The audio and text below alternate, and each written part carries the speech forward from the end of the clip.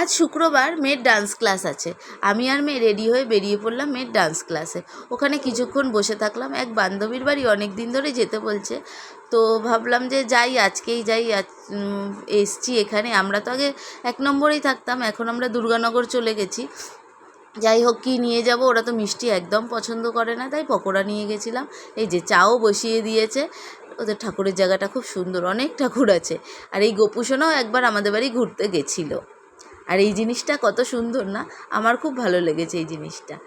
আর এই যে মাসিমা মেয়পুষি, একটা বেলুন ফুলিয়ে দেওয়া হয়েছে, উনি আর সামনেই ছিল না, যেই সরিয়ে দিল চলে এসছে। লেজটাও কি সুন্দর। আর এই যে দেবাঞ্জলির বাবা মা, খুব ভালো মানুষ, আমার বান্ধবী বন্ধু। আর এই যে মেয়ের বান্ধবী, আবার লজ্জা পাচ্ছে। সাথে এসেছিল সায়নীর মাও। সায়নী পড়তে গেছিলো বলে ও আসতে পারেনি, বেচারি লাস্টে এসে দেখা করে গেল। আর কত কিছু খেতে দিয়েছে, ঘুগনি, চিকেন পকোড়া, চা, তালের বড়া। যাই হোক, গল্প করে এবার বাড়ি ফেরার পালা।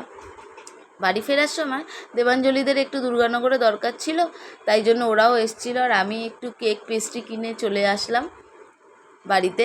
আমার ভিডিওটা ভালো লাগলে একটা লাইক, শেয়ার, কমেন্ট করো। ভালো থেকো, সুস্থ থেকো তোমরা সবাই।